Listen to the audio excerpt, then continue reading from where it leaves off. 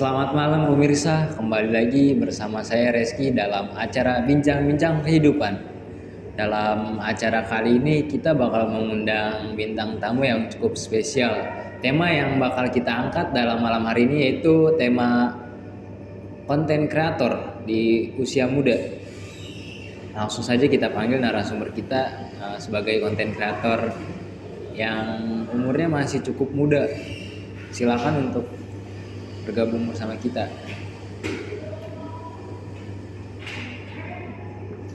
Halo. Halo. Boleh perkenalan dulu Kak, namanya siapa? Oke, nama gua Muhammad Rizky Maulana, tapi nama panggungnya Rizky Maulana. Maulana. Kalau boleh tahu Kakak di bidang apa ya kontennya? Di bidang hiburan, kategorinya. Hiburan. Saya dengar-dengar main juga di YouTube ya, YouTube dan juga TikTok. Kalau betul itu konten apa aja yang dibuat di situ? Iya benar, di YouTube, di TikTok juga. Konten utamanya itu ada di YouTube. Jadi TikTok itu cuma buat nge-publish klip-klip videonya aja. Jadi video pendeknya dibuka, habis itu ditaruh di TikTok. Oh, ditaruh. Konten utamanya di Oke. Sudah berapa lama sih Kak menjadi seorang konten kreator ini? sekitar 2 tahunan. Cukup lumayan lama juga ya. Awal mulanya kenapa sih bisa mau terjun di situ? Awal mulanya karena gak ada kerjaan. Nggak ada kerjaan, gabut. Ya. Karena gak ada kerjaan, terus coba mempelajari hal baru. Salah satunya YouTube. Berarti ada hambatan gitu kayak kan pasti ada kan rasa males sih gitu untuk ngelewatin itu kayak gimana tuh? Ngelewatin itu semua. Hambatan pasti ada, tapi salah satu caranya adalah cari motivasi. Motivasi dalam hal Cari motivasi biar kita tuh lebih semangat gitu dalam melakukan hal yang kita suka. Cari motivasi. iya motivasi satu sama lainnya biar bikin kita tetap produktif tiap hari membuat kontennya. Iya. Terus apa sih yang udah didapat dari selama 2 tahun ini?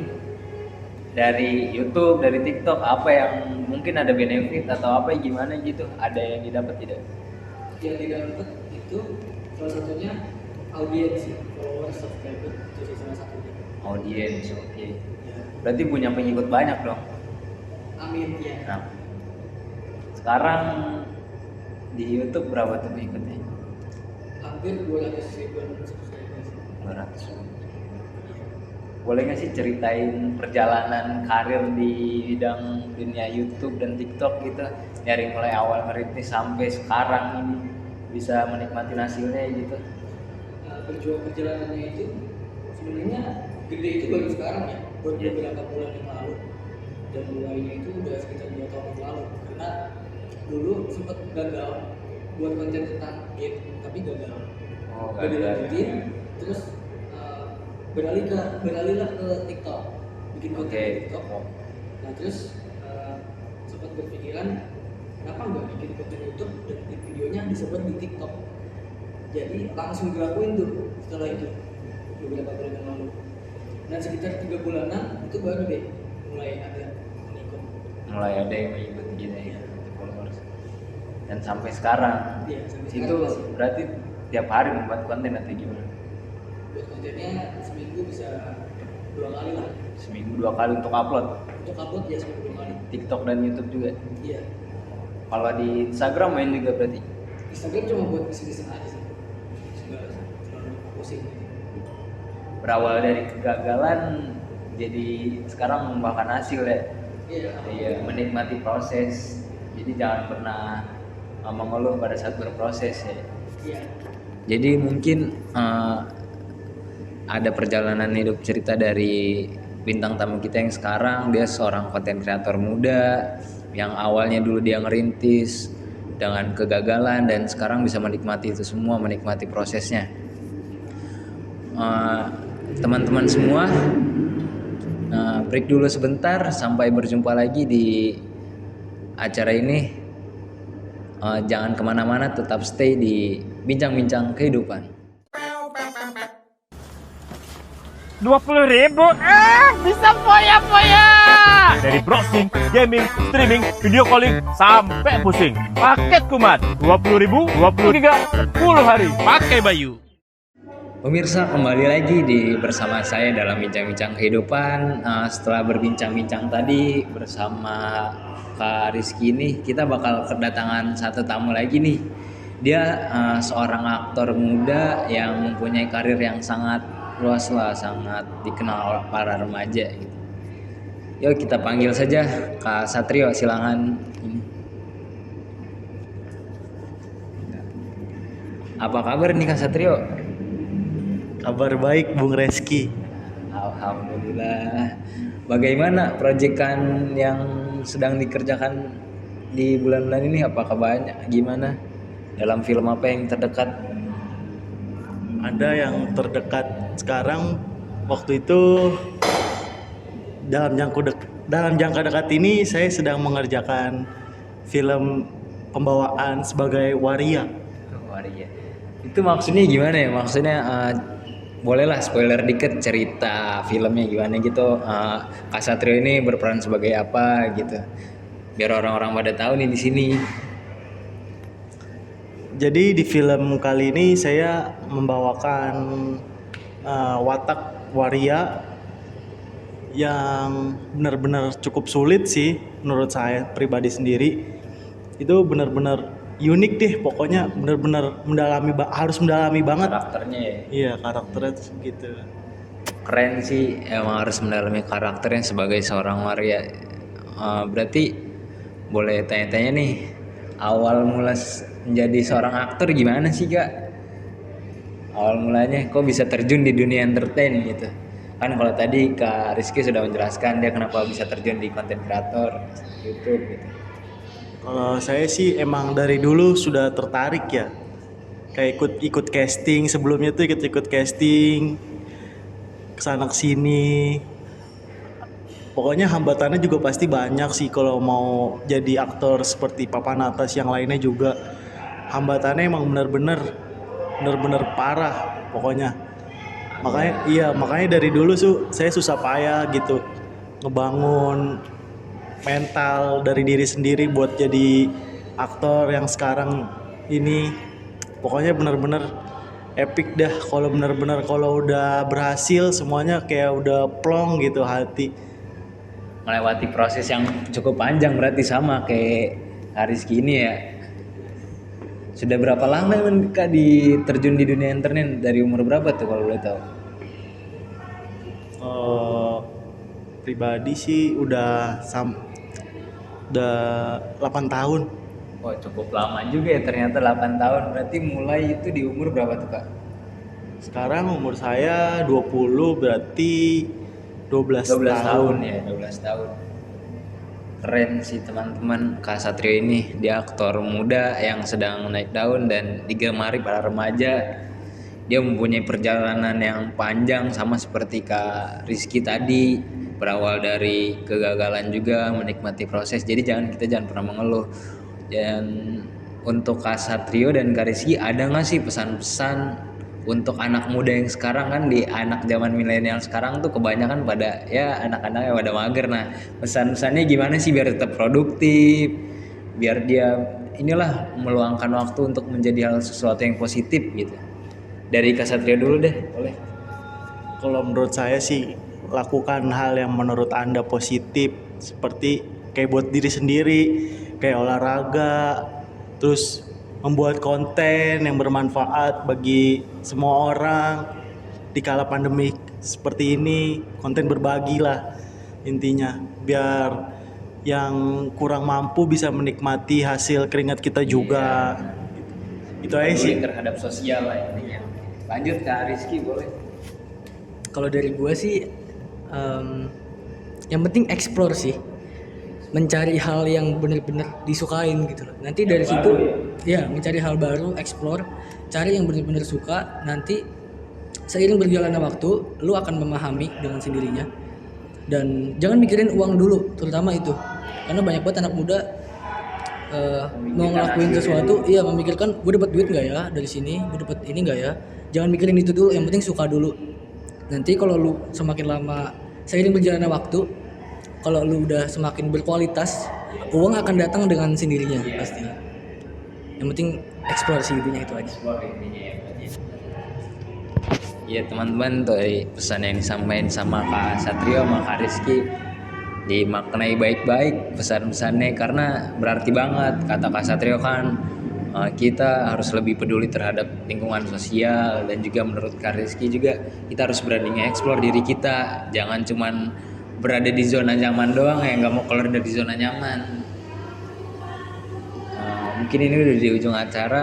Kita benar-benar hari ini ketemu dengan bintang tamu yang cukup memberi pelajaran terhadap kita semua gitu, memberikan motivasi agar kita bisa membuat yang lebih positif lagi, agar lebih produktif anak-anak muda di zaman sekarang.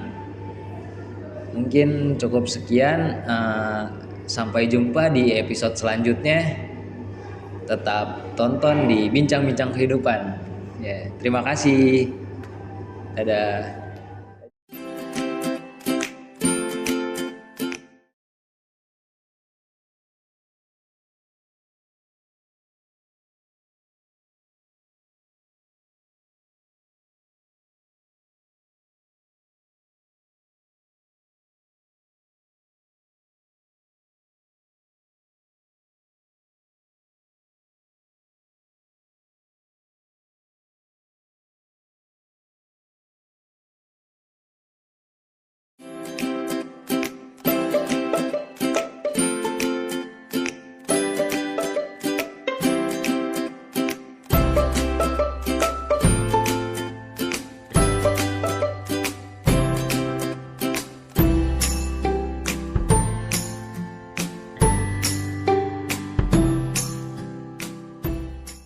Halo pemirsa yang ada di studio maupun di rumah kalian, kembali lagi dalam acara kesayangan Anda semua di acara Bincang-Bincang Santuy.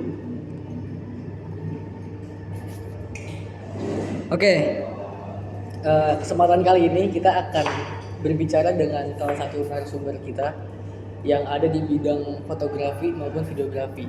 Kita panggil aja langsung Rizky. Tepuk tangan. Ya, pakai HP. Oke. Kita langsung aja mau tanya-tanya ya. Pertanyaan pertama, kesibukannya apa dulu nih akhir-akhir ini? Mungkin untuk kesibukan akhir-akhir ini, gue kuliah juga sambil ngambil ya, hobi gue kan fotografi. Belajar sambil belajar tentang fotografi juga, ada freelance foto juga kadang-kadang kalau ada lagi rezekinya. Mungkin itu sih kesibukan buat sekarang. Oh, jadi kuliah sambil freelance ya? Iya. Oke. Selanjutnya, Latar belakang kamu memilih fotografi apa sih? Latar belakang ya. Latar belakang gue sih ya karena dulunya keterpaksaan waktu itu gue di sekolah disuruh buat ikutan lomba, terus guru gue maksa nih, lo harus mempelajarin tentang fotografi, lu ntar disuruh ikut lomba. Akhirnya dari situ gue mempelajari dengan paksa, malah akhirnya suka dan jadi hobi, ya keterusan. Jadi kayak gitu, awal mulanya terpaksa tapi menjadi hobi, sebuah hal yang positif. itu sejak kapan tuh kalau boleh tahu? Sejak mungkin gue mempelajarinya, baru benar-benar mempelajari tuh SMK. Kalau kenalnya mungkin udah dari SMP gue udah kenal foto. Berarti udah sekitar 3 tahunan ya, 4 tahunan ya? 3 tahun 4 tahun, iya. Oke. Apa sih manfaatnya dalam fotografi itu? Apa aja yang dapat diambil dari segi fotografi itu? Manfaat dalam bidang apa nih? Dalam bidang apapun menurut Rizky. Menurut gue manfaat yang gue ambil sih, kita di situ fotografi itu kan melukis dengan cahaya ya. Kita di situ bermain seni. Gue memaknainya kayak gue nggak bisa ngelukis, tulisan gue jelek, emang dasarnya gue kayak gitu sih. Terus akhirnya dari situ gue maknai arti dari sebenarnya fotografi itu melukis dengan cahaya, bagaimana cara gue menggambarkan suatu objek atau suatu suasana untuk menyampaikan sebuah pesan ke audiens kayak gitu. Manfaatnya untuk memberikan suatu pesan lah ke audiens, sesuatu hal yang mungkin kita nggak bisa publish, kita nggak tahu, tapi dengan cara gue motret orang-orang bisa tahu nih. Coba dari Rizky sendiri ada pertanyaan nggak? Terus ini apa namanya, suka ikutin event-event gitu berarti ya? Event-event ikut, iya sering ikut, cuman mungkin akhir-akhir ini udah jarang sih. Karena bentrok waktunya. Kuliah. Karena ada kuliah sama freelance itu ya. Iya. Jadinya. Apa aja sih hal yang paling yang kamu ingat gitu, yang kamu kenang terus, hal positif apa dari fotografi itu? Hal positif yang selalu diingat gitu. Iya, yang selalu diingat. Hal positif gue apa ya? Hal positif gue di dalam gue mempelajari seni fotografi ini ya mungkin kesabaran sih, karena bermain dalam seni fotografi ini nggak bisa instan sehari jadi gitu. Walaupun emang di YouTube, di online sekarang banyak materi-materi foto, cuman bagaimana cara orang memotret dengan hati dan kita bisa menyampaikan ke audiens. Kalau sekarang kan zaman-zaman sekarang orang cuma motret upload IG udah gampang kan, tapi gimana caranya sebuah foto itu mempunyai suatu pesan dan bisa dipahami oleh audiens. Berarti kalau soal prestasi udah banyak nih berarti. Prestasi mah nggak ada. ada beberapa doang. Ada berapa ya? Iya. Gak terlalu penting sih, tapi yang penting mah selama lu suka gitu. Iya, selama lu suka ya lu jalanin gitu. Oke. Jangan kemana-mana pemirsa, karena masih ada pertanyaan yang masih banyak lagi. Tetap di bincang-bincang santuy. Kamu udah makan belum? Hah?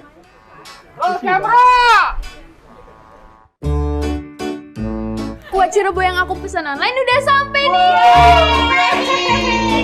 Enak ya? Aku tahu Kak Cirebo milk susunya dari mana. Ada Om Sapi dan mereka punya pabrik gede. Ada bunga matahari yang banyak dan mereka siram pakai susunya. Apaan?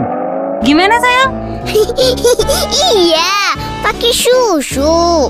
Makanya rasanya enak banget. Kak Cirebo milk campur rasa susu asli.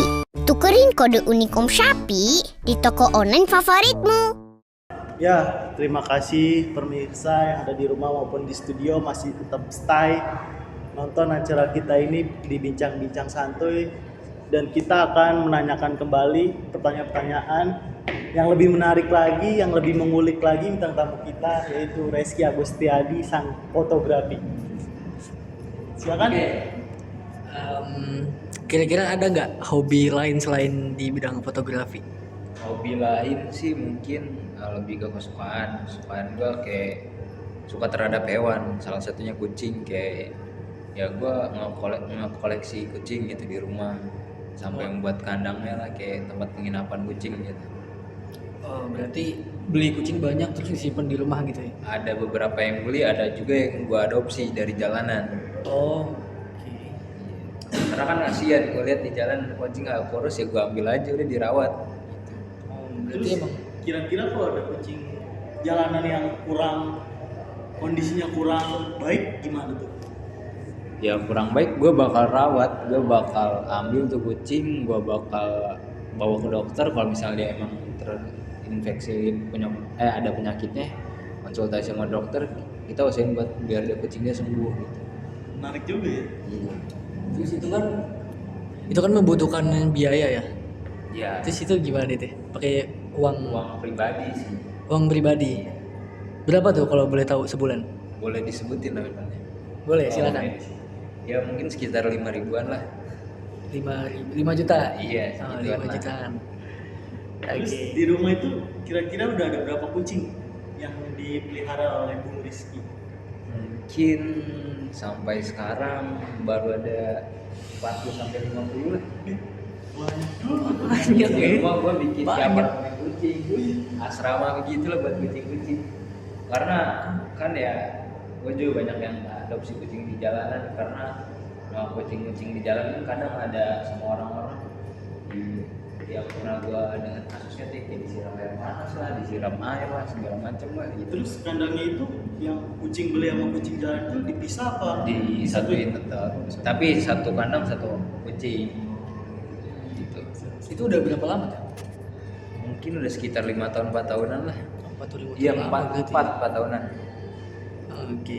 Kenapa sih milih kucing, pelihara kucing? Kenapa nggak hewan yang lain? Ada latar belakangnya atau gimana?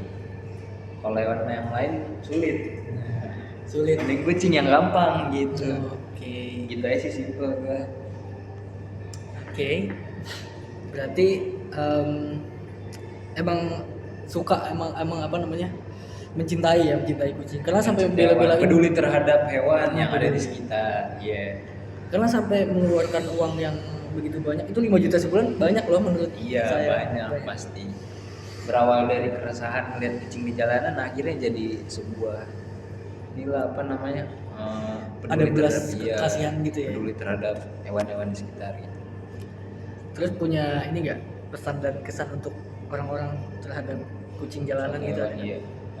Untuk mungkin sekarang sih banyak ya penggerak aktivis kayak kucing-kucing di jalanan yang kayak ngasih makanan gitu ke kucing-kucing yang di jalanan, terus ada juga yang adopsi. Pesannya sih itu kan maksudnya jangan sampai kayak ada kejadian-kejadian lagi lah yang kayak ngebikin hewan itu tersakiti gitu, kasihan. Oke. Berarti kalau bisa ya buat yang nonton nih, kalau bisa kalau ada kucing seenggaknya pedulilah, kasihlah makanan. Iya. Walaupun nggak sanggup untuk menghidupi, contohnya mengadopsi, seenggaknya kasihlah makanan gitu ya. Iya, berawal dari hal kecil bisa menjadi besar itu. Oke. Terhadap peduli terhadap hewan, dari kita bisa peduli terhadap lingkungan. Gitu. Oke. Sangat menginspirasi. Oke deh. Mantap. Pemirsa yang ada di rumah dan ada di studio, karena pertanyaan sudah terjawab semua, kita tutup acara saja sampai di sini. Mudah-mudahan kita dapat melanjutkan episode selanjutnya bersama saya Satrio Pramudio, Muhammad Rizky Maulana. bintang tamu kita. Reski Sampai jumpa. Dan